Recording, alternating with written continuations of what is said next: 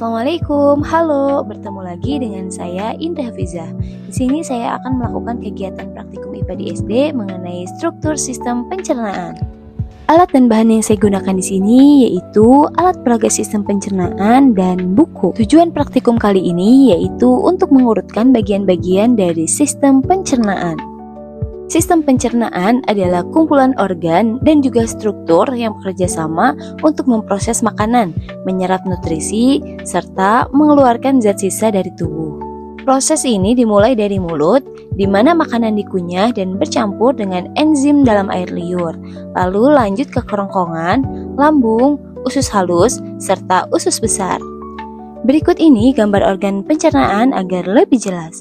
Mari kita jabarkan satu persatu untuk mengetahui fungsinya. Yang pertama ada mulut.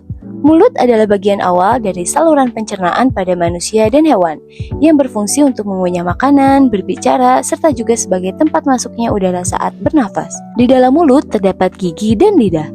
Gigi digunakan untuk memotong, mencabik, dan mengunyah makanan, serta lidah berperan dalam mengecap rasa, membantu mengunyah, dan menelan makanan. Yang kedua yaitu kerongkongan. Kerongkongan adalah sebuah bagian dari saluran pencernaan yang berbentuk tabung panjang dan berfungsi sebagai penghubung antara organ faring dengan lambung. Terdiri dari otot rangka di bagian atas dan otot polos di bagian bawah untuk mendukung gerakan peristaltik.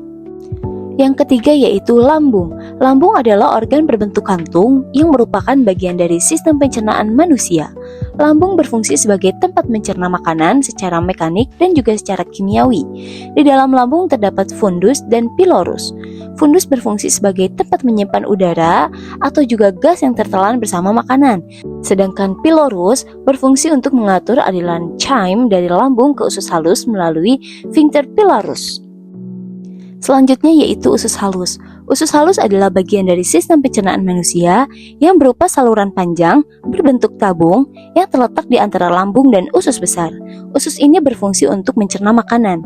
Di dalam lambung terdapat duodenum dan jejunum. Duodenum berfungsi untuk melanjutkan pencernaan makanan, khususnya untuk pencernaan kimiawi, sedangkan jejunum berfungsi untuk menyerap sebagian besar nutrisi dari makanan yang sudah dicerna. Selanjutnya ada usus besar. Usus besar adalah akhir dari saluran pencernaan manusia yang berfungsi untuk menyerap air dan juga elektrolit dari sisa makanan serta membentuk dan menyimpan feses sebelum dikeluarkan melalui anus.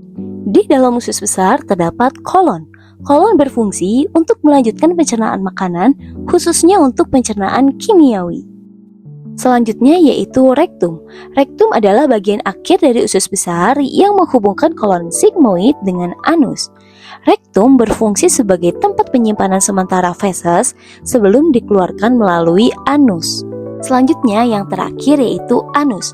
Anus adalah bagian akhir dari sistem pencernaan yang berfungsi untuk mengeluarkan sisa makanan dan kotoran dari tubuh. Dapat ditarik kesimpulan bahwa sistem pencernaan manusia merupakan rangkaian organ yang bekerja sama secara terkoordinasi untuk mencerna makanan, menyerap nutrisi, dan membuang sisa zat yang tidak diperlukan oleh tubuh.